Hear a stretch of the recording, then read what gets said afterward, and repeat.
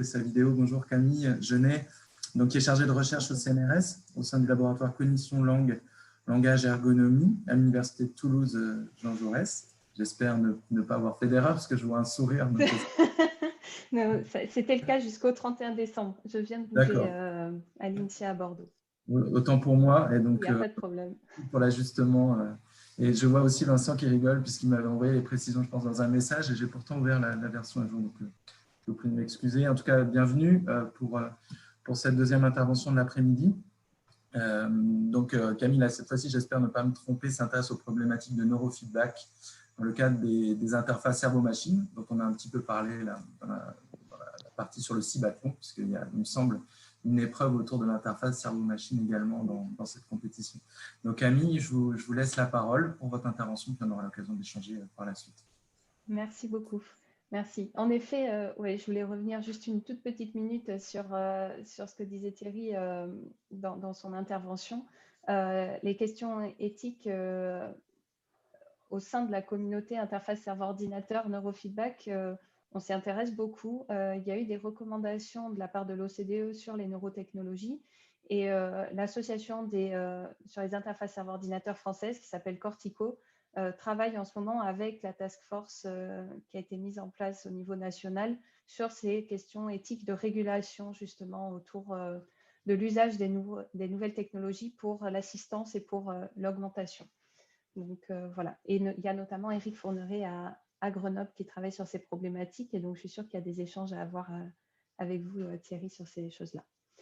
Donc aujourd'hui, je n'ai pas centré ma présentation sur ces interfaces serveur-ordinateur, j'ai essayé de les centrer vraiment sur les applications pour la performance sportive. Et donc, oui, déjà, je vais remercier le comité d'organisation pour l'invitation, je suis ravie d'être parmi vous. Donc, au cours des 20 prochaines minutes, je vais parler donc de l'utilisation du neurofeedback pour améliorer la performance sportive. Je vais parler des enjeux et des promesses de ces approches, mais aussi de l'apport de l'intelligence artificielle pour lever les verrous qui y sont associés. Donc, avant de commencer, d'entrer vraiment dans les détails, je voulais rappeler quelques éléments de contexte. Donc, afin d'améliorer la performance des athlètes, on a beaucoup d'efforts qui a été dévoués aux aspects biomécaniques et physiologiques de la performance, mais on sait aujourd'hui que ces aspects-là ne sont pas les seuls à influencer la performance sportive et qu'il y a de nombreux autres facteurs qui entrent en jeu, notamment des facteurs psychosociaux, par exemple la gestion du stress face à un public hostile, des facteurs cognitifs, par exemple les capacités attentionnelles des athlètes. On a aussi des facteurs psychologiques, par exemple la gestion de l'anxiété pré-compétitive. Et tous ces facteurs sont potentiellement sous-tendus par des motifs neurophysiologiques spécifiques. Donc, on a une intercorrélation entre ces différents facteurs-là qui vont tous influencer ce qu'on appelle couramment l'état mental de l'athlète. Et donc, à partir de là, on a une question, une problématique majeure qui émerge, qui est comment est-ce qu'on améliore, ou du moins comment est-ce qu'on entraîne l'état mental des athlètes. Donc, je ne vais pas vous le rappeler parce que je pense qu'il y a beaucoup de gens qui sont bien plus experts que moi sur le domaine. Néanmoins, lorsqu'on parle d'entraînement, on parle de manière très schématique d'une boucle fermée dans laquelle on a l'athlète qui va réaliser une action, qui va être détectée, analysée par un agent. Et cet agent, en se basant sur son analyse et sur ses connaissances préalables, va fournir un retour d'information ou feedback à l'athlète dans le but de l'aider à modifier la manière dont il ou elle réalise son action pour optimiser sa performance. Donc, si on prend l'exemple d'un sprint, pendant que le sportif ou la sportive réalise sa course, on va pouvoir collecter des données biomécaniques, par exemple la longueur de la foulée et des données physiologiques, la variabilité du rythme cardiaque, par exemple, qui pourront être recueillies et analysées d'une part par l'athlète lui-même ou elle-même, qui va avoir un feedback sensoriel, proprioceptif, moteur lors de la course et après, mais aussi par le staff qui, lui, voit directement des aspects biomécaniques et qui va pouvoir aussi s'appuyer sur des données issues de différents capteurs. Donc, en se basant sur ces capteurs, le défi de l'entraîneur va être de déterminer quel feedback fournir à l'athlète et de quelle manière le fournir de manière à optimiser la performance. Maintenant, les choses se compliquent un peu si on s'intéresse à l'entraînement de l'état mental ou du moins des aspects cognitifs et psychologiques liés à la performance parce que ces états cognitifs et psychologiques ne seront pas associés à un feedback sensoriel ou proprioceptif spécifique et donc puisqu'ils sont majoritairement reflétés par des modulations de l'activité cérébrale. Et donc, ça fait que ces modulations-là ne sont pas directement détectables ni par l'athlète ni par le staff. Et elles nécessitent donc l'utilisation de capteurs d'activité cérébrale pour la détection, puis l'utilisation d'algorithmes de traitement du signal et de machine learning, enfin d'intelligence artificielle, disons plus largement, pour extraire une information pertinente de cette activité cérébrale et fournir donc un feedback, un retour d'information aux athlètes. Et donc, cette approche-là, c'est ce qu'on appelle le neurofeedback. Donc, un entraînement neurofeedback, en fait, c'est un entraînement en boucle fermée, ici aussi, qui va consister à apprendre aux utilisateurs à moduler volontairement certains rythmes d'activité cérébrale de manière à améliorer certaines capacités cognitives ou motrices. Donc, ces procédures, elles sont notamment utilisées dans le cadre de la rééducation post-AVC, donc comme vous pouvez le voir sur la vidéo ici à droite. Donc, concrètement, ici, on a un patient qui, suite à un accident vasculaire cérébral, a perdu l'usage ou la mobilité de son bras droit. Donc, on va équiper dans la procédure de rééducation, on va équiper ce patient d'un casque électroencéphalographique ou EEG, qui est ce bonnet d'électrode. Puis, il va essayer de bouger son bras, ce qui va théoriquement engendrer des modulations de son activité cérébrale au niveau du cortex moteur, qui est le cortex situé ici entre vos deux oreilles. Et donc, lorsque le système va détecter que la modulation de l'activité cérébrale du patient dans cette zone-là a dépassé un certain seuil, elle va envoyer un feedback, un retour sensoriel au niveau du bras, donc ici sous forme de stimulation électrique, qui vont générer une contraction musculaire. Et donc, l'objectif de ça, c'est de clore ce qu'on appelle la boucle sensorimotrice de manière à favoriser le phénomène de plasticité synaptique et donc la récupération motrice. Dans le cas des athlètes, ça peut être utilisé en fait pour stimuler aussi le cortex moteur et donc renforcer là aussi des connexions synaptiques pour améliorer la précision, la force de mouvement. Donc, depuis 1991 et une étude de Landers et ses collègues sur des archers, un certain nombre d'études ont été menées pour étudier en fait l'impact du neurofeedback sur la performance sportive. Donc, on a deux récentes méta-analyses de Mirifar et ses collègues en 2017 et de Xiang et ses collègues en 2018 qui nous permettent un peu d'avoir une vue d'ensemble de ces travaux. Donc, parmi la quinzaine d'études qui ont été incluses dans cette méta-analyse, donc vous voyez un tableau à gauche, il est à noter qu'il existe en fait une grande variabilité, déjà en termes de disciplines sportives qui ont été ciblées, mais aussi en termes de marqueurs EEG ciblés pendant l'entraînement neurofeedback pour améliorer les performances. Donc, je ne vais pas entrer dans les détails, mais vous pouvez voir ici tous ces termes-là, en fait, ils représentent différents motifs d'activité cérébrale, donc différentes bandes de fréquences dans différentes zones du cortex. Il y a aussi une grande variabilité au niveau du nombre de sessions d'entraînement, au niveau du type de feedback fourni et de ses modalités, et enfin une grande variabilité en termes de groupe contrôle. Donc, certaines études comparaient le groupe qui s'entraînait avec du neurofeedback à un groupe contrôle passif. Donc, groupe contrôle passif, ça veut dire des gens qui ne faisaient pas du tout de neurofeedback, et d'autres études le comparaient à des groupes de contrôle actifs, donc un groupe contrôle qui suivait un entraînement en neurofeedback dit sham, c'est-à-dire que le feedback qu'on leur fournissait était complètement décorrélé du marqueur EEG cible qu'ils essayaient de moduler. Donc, une première observation que l'on peut faire ici, c'est une absence de rigueur ou du moins une absence de consensus dans la conception de ces entraînements neurofeedback. Malgré cette disparité assez impressionnante, si on regarde les résultats de la méta-analyse de Xiand et de ses collègues, on voit que le neurofeedback semble avoir un impact positif significatif à la fois sur la performance sportive et sur la capacité des athlètes à moduler leur activité cérébrale. Donc on voit que c'est vraiment une approche qui semble prometteuse pour améliorer pour entraîner, comme méthode d'entraînement cognitif pour les athlètes. Jiang et ses collègues nuancent quand même leurs propos en montrant que cet effet-là, cet effet positif du neurofeedback, eh bien, si on sépare les études avec un groupe contrôle passif de celles avec un groupe contrôle actif, on retrouve bien l'effet positif du neurofeedback sur les études avec un contrôle passif. Par contre, si on compare, si on ne considère que les études avec un groupe contrôle actif, on n'a plus cet effet significatif. Voilà.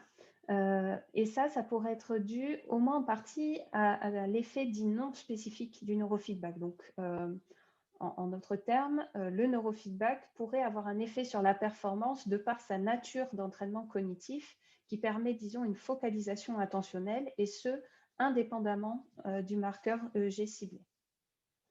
Donc, si on veut déterminer précisément à quel point les effets du neurofeedback sur la performance sportive sont spécifiques ou non, et de manière plus générale, si on souhaite accroître la pertinence et l'efficacité de ces approches, il me semble qu'il faut relever 3 défis principaux. Tout d'abord, il va s'agir de déterminer qu'est-ce qu'on entraîne. Donc, autrement dit, de cibler des marqueurs EEG qui soient vraiment spécifiques de la capacité cognitive ou motrice que l'on souhaite entraîner. Deuxième élément, comment est-ce qu'on l'entraîne? Donc là, il va s'agir vraiment de comprendre des mécanismes qui sous-tendent l'apprentissage par neurofeedback, donc qui sous-tendent la capacité à apprendre à moduler de manière volontaire des rythmes cérébraux, afin de concevoir des procédures d'entraînement qui soient motivantes et efficaces et qui puissent s'insérer dans la routine d'entraînement des athlètes. Donc ça, c'est vraiment la question qui est au centre de mes recherches. Et puis enfin, la dernière question, c'est pour qui est-ce qu'on crée ces entraînements?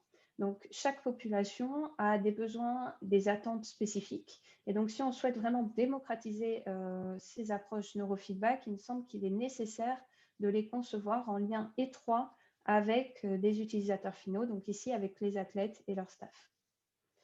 Donc, au vu du thème de cette journée, je voudrais, dans la deuxième partie de cette présentation, insister sur le premier aspect et donc sur l'apport de l'intelligence artificielle pour déterminer des marqueurs EEG spécifiques et pertinents. Donc, pour ce faire, je vais vous présenter rapidement une étude que l'on a menée en collaboration avec le Stade Rennais Football Club, le PFL en Suisse et le M2S et INRIA à Rennes. Et donc, l'objectif de cette étude, c'était de déterminer les marqueurs de l'attention périphérique visio-spatiale, donc ici appelé CVSA de son acronyme anglais, en vue de concevoir des entraînements neurofeedback pour des gardiens de but en foot. Donc, la CVSA, ça correspond en fait à la capacité d'allouer des ressources attentionnelles à des éléments qui sont situés dans notre champ de vision périphérique. Et avoir de bonnes capacités d'attention périphérique, c'est essentiel pour des gardiens puisqu'ils doivent pouvoir à la fois suivre du regard le porteur de balle tout en allouant des ressources à leur champ périphérique et donc au déplacement des autres joueurs de champ et notamment du second attaquant. Donc, vous pouvez voir ici quelques photos de notre expérience avec un Richard Culpa extrêmement concentré.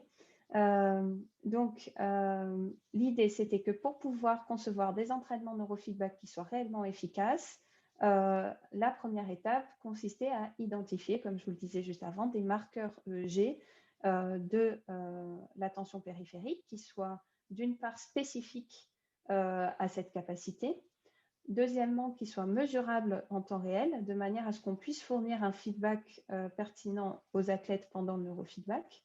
Et puis, troisièmement, qui soit corrélé à la performance ou à l'expertise des athlètes, de manière à ce qu'on puisse dire dans quel sens il fallait moduler ce rythme. Par exemple, est-ce qu'il fallait augmenter ou diminuer l'amplitude du rythme cible de manière à s'améliorer.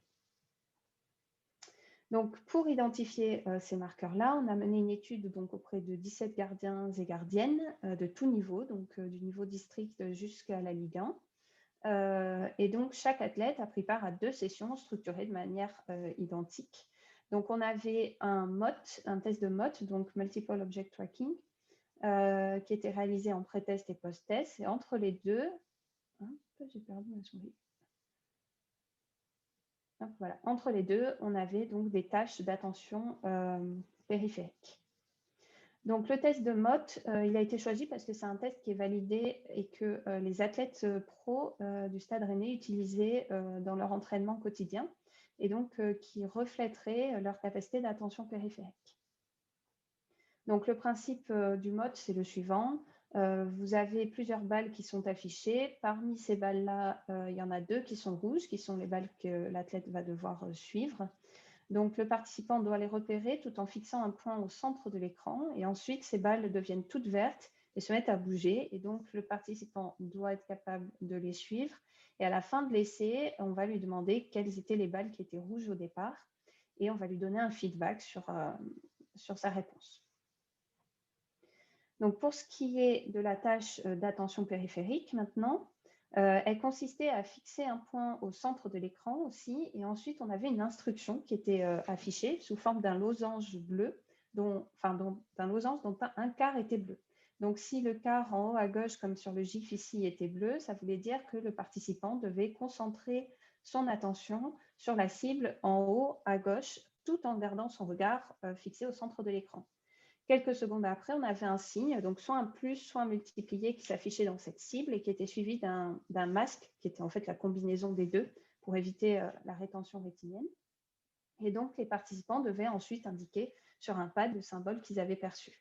Donc là, je vais vous montrer une vidéo. Donc ici, c'est Benoît Costil qui est en train de passer la tâche. Et donc, vous voyez qu'il est équipé d'un casque électroencéphalographique pour mesurer son activité cérébrale. On utilise une mentonnière pour les aider à rester immobiles, un gaze tracker pour vérifier qu'ils gardent bien leur regard sur le point au centre de l'écran. Et donc, ils ont le pad pour indiquer leur réponse sur le symbole qu'ils ont perçu. Donc, les résultats maintenant. Donc ici, vous avez un graphe qui représente ce qu'on appelle l'indice de latéralisation en fonction du temps. Donc l'indice de latéralisation, en fait, c'est la soustraction de la puissance du signal EG à droite moins la puissance du signal EG à gauche dans la bande de fréquence alpha au niveau du cortex visuel à l'arrière du cerveau. Bon.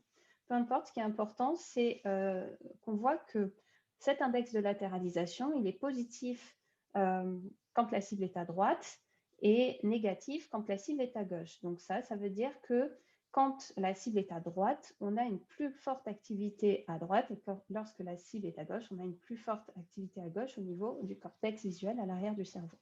Donc ce résultat, il est connu dans la littérature et il correspond à un phénomène en fait qui est que donc d'abord, il faut savoir que votre cerveau, il traite l'information très schématiquement en contralatéral. Donc, lorsque vous focalisez votre attention sur un élément qui est dans votre champ périphérique droit, il va être traité par le cortex visuel gauche. Et donc, cette augmentation de l'activité à droite, en fait, ça correspond à un phénomène d'inhibition des informations qui proviennent de l'hémisphère gauche, de manière à ce que vous puissiez allouer le plus de ressources possible au traitement de ce qui provient de la droite. Donc voilà, donc ça c'était un résultat, on était très content de voir qu'il était répliqué, donc c'est encourageant. Cependant, les courbes que vous voyez ici, elles sont basées sur ce qu'on appelle des grandes moyennes qui sont calculées sur des centaines et des centaines d'essais. Et donc, nous, on a cherché à savoir si ce marqueur-là respectait notre second critère qui était le fait d'être mesurable en temps réel. Donc, je ne vais pas entrer dans les détails, mais pour étudier cette mesurabilité en temps réel, ce qu'on a fait, c'est des analyses de classification. Donc, autrement dit, on a laissé un algorithme déterminer de manière automatique si un essai correspondait à une cible située à gauche ou à droite, uniquement à partir de la valeur de l'indice de latéralisation. de ces caractéristiques qui sont sa latence et son amplitude. Donc, le graphique ici, il présente les résultats pour cette classification. Et donc, plus précisément, le taux de bonne classification des essais entre gauche et droite pour chaque sujet. Donc, vous voyez ici que le niveau de hasard il se situe à 60% de bonne classification et donc que seuls quelques sujets présentent des résultats qui sont meilleurs que le hasard. Ce qui fait que l'indice de latéralisation ne semble pas être un marqueur pertinent pour être utilisé en essai unique dans un contexte de neurofeedback. Donc, ce qu'on a fait, c'est qu'on a changé d'approche et donc au lieu d'utiliser une approche basée sur la neurophysiologie, on a utilisé une approche basée sur du machine learning pur. Donc, cette approche, en fait, elle consiste à calculer pour chaque sujet ce qu'on appelle une feature discriminancy map, donc c'est ce que vous voyez là. Et donc, en quelques mots, ce qu'on a fait, c'est qu'on a créé une matrice donc en 2 dimensions. Vous voyez les bandes de fréquences en ligne et les canaux, c'est-à-dire les électrodes du bonnet à électrodes, du casque EEG en colonne. Et donc, chaque case de cette matrice, elle correspond à une combinaison électrode par bande de fréquence. La couleur des cases, maintenant, elle dépend de la pertinence de cette combinaison électrode par bande de fréquence pour discriminer les essais entre gauche et droite.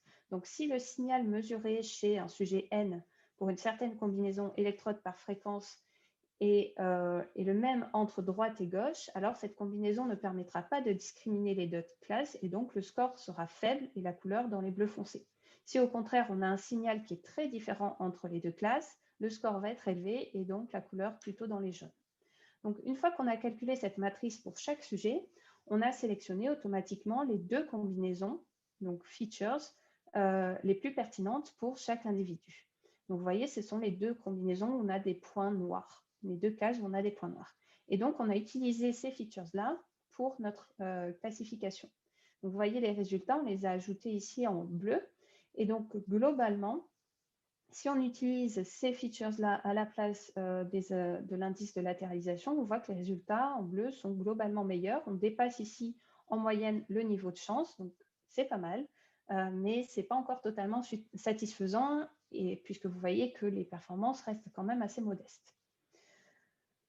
On a donc exploré en fait suite à ça d'autres approches encore purement basées machine learning. Et donc au lieu de sélectionner un marqueur pertinent ou de chercher un marqueur pertinent au cours de la tâche d'attention périphérique, on a cherché à voir s'il y avait des marqueurs pertinents en pré-trial, c'est-à-dire avant les essais, pendant que les gens se préparent à faire leur tâche d'attention périphérique. Et donc on a vu que l'évolution de la puissance du rythme alpha en pré-essai au cours de l'entraînement, qui est quelque chose qui est mesurable en temps réel, corrèle avec le progrès des gardiens et des gardiennes dans la tâche de mode en post versus pré-test. Donc, ce marqueur-là, il satisfait nos second et troisième critères, donc la mesurabilité en temps réel et la corrélation avec la performance d'attention périphérique. Par contre, il pourrait refléter un état un peu général de préparation cognitive et ne pas être spécifique. Donc là, il va s'agir maintenant par la suite de chercher à combiner différents marqueurs de la manière la plus pertinente possible pour avoir des approches qui sont utiles pour les gardiens et les gardiennes. Donc pour conclure, voilà, je voudrais juste revenir de manière un peu plus générale sur le fait que l'entraînement mental est déjà pratiqué par les athlètes, donc sous forme par exemple de méditation, de focalisation intentionnelle ou d'imagerie mentale ou d'imagerie motrice. D'ailleurs, cette imagerie motrice, comme ça a été souligné dans ce très bon article de l'équipe dans lequel Claire Calmels est interviewée, permet la sollicitation de réseaux neuronaux qui sont similaires à ceux qui sont mis en jeu pendant l'exécution motrice. Et donc, cette pratique de l'imagerie motrice, est tout à fait pertinente, surtout dans ces temps troublés où l'entraînement sur le terrain n'est pas toujours possible. Et donc, on sait qu'avec cette pratique mentale, elle permet d'améliorer les performances. Le problème, cependant, c'est une limite, disons, c'est l'absence de feedback. Cette absence de feedback fait que les athlètes n'ont pas de retour sur leur performance, c'est-à-dire à quel point ils sollicitent les bonnes aires cérébrales qui permettraient d'améliorer leur performance. Et puis en plus, c'est assez peu motivant parce que quand on n'a pas de feedback, on n'a pas de retour non plus motivationnel, quoi.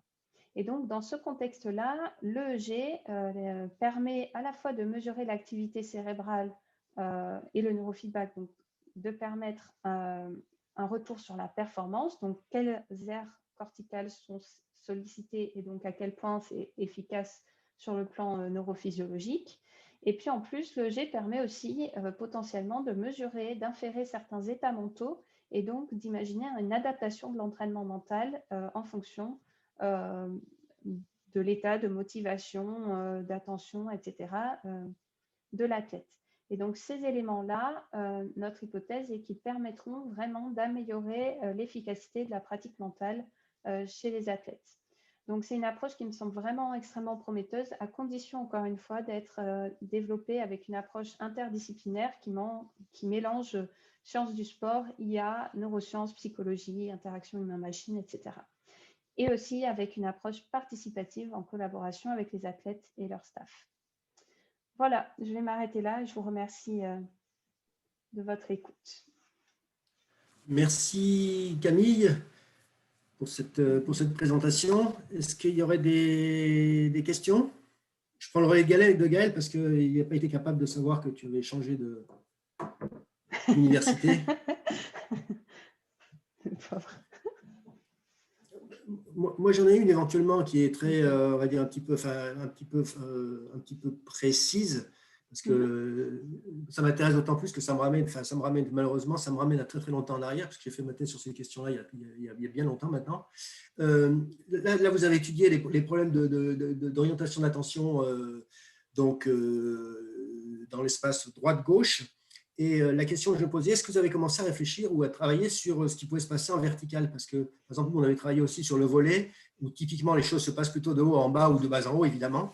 Et où là, forcément, les problématiques sont un petit peu différentes parce que les deux hémisphères cérébraux ne jouent pas tout à fait de la même façon. Oui, exactement. Alors, en fait, on s'est rendu compte, donc nous, tu as vu, on avait des cibles en haut à gauche-droite, en bas à gauche-droite, et en fait, on s'est rendu compte que l'activité cérébrale était beaucoup plus latéralisée quand les cibles étaient situées en bas. Et beaucoup moins latéralisées quand elles étaient situées en haut. Donc, on n'a pas fait de discrimination haut-bas, parce que déjà, entre droite et gauche, c'est compliqué. Par contre, on voit très clairement, et c'est un résultat qui avait déjà été montré, que quand les cibles sont situées en bas du champ visuel, on a une meilleure discriminabilité entre droite et gauche. Et donc, moi, ce qui m'intéresse, c'est de creuser un petit peu qu'est-ce que ça veut dire sur le plan cognitif quand quelque chose est situé en haut de notre champ de vision ou en bas, et voir comment est-ce qu'on peut exploiter ça et peut-être entraîner les athlètes aussi à avoir une meilleure focalisation attentionnelle selon la position et même une meilleure posture. Enfin voilà, réfléchir comment est-ce qu'on peut mixer des aspects cognitifs, biomécaniques pour voir comment est-ce qu'on traite au mieux l'information, son orientation. Une autre question? J'en ai peut-être une, moi, Vincent. Oui. Merci beaucoup, Camille. J'avais une question vraiment de néophyte, même si je suis un peu sensibilisé à ces approches et ces problématiques. On voit bien que certaines mesures se font dans des contextes vraiment très différents de ceux de la performance. Quelle serait ta vision de la possibilité d'intégrer ces approches dans des contextes plus écologiques, ou est-ce qu'il y a des choses aujourd'hui qui permettent de mieux reproduire ces situations?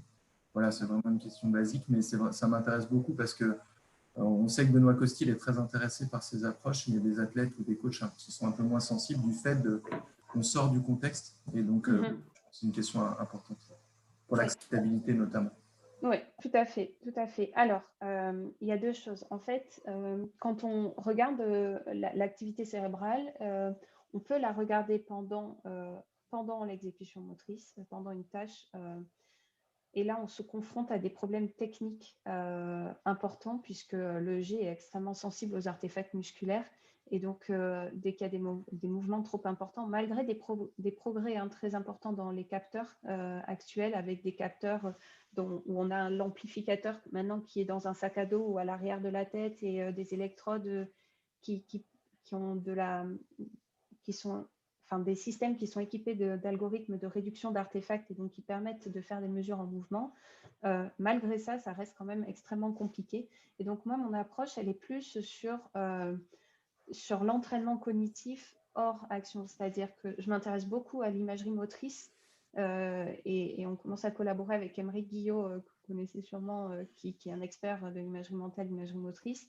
Et donc, dans le contexte de l'imagerie, on peut, grâce au neurofeedback et à la réalité virtuelle, aller dans des situations un peu plus écologiques où on va essayer de reconstituer un peu un environnement de compétition, un environnement de pré-compétition pour favoriser l'entraînement et tout ça et l'efficacité. Mais du coup, on est sur quelque chose de plus statique et ça me semble peut-être être une approche plus pertinente actuellement avec les capteurs actuels pour faire du neurofeedback. Merci. Par contre, ces situations, elles sont tout à fait utilisables pour regarder les effets d'un programme d'entraînement qui, lui, pourrait être en situation plus écologique du fait des contraintes techniques que tu viens d'évoquer. Ça, c'est des choses, effectivement. Oui. Donc, il y a deux choses. En fait, il y a l'analyse cérébrale pendant l'exécution motrice où là, on est confronté à des limites, mais on peut faire quand même de la recherche assez fondamentale pour comprendre ces mécanismes-là en mouvement. Et puis, d'un autre côté, il y a des choses un petit peu plus appliquées d'entraînement cognitif à l'imagerie motrice, à la focalisation attentionnelle, pour lesquelles on n'est pas contraint par ces aspects techniques d'artefacts, mais par contre, pour lesquels il faut réfléchir vraiment en collaboration avec les coachs, les athlètes, pour faire des choses qui soient motivantes et qui puissent être intégrées dans des routines d'entraînement et qui favorisent le transfert de compétences, en fait. Donc, il y a des défis sur deux plans. Ouais.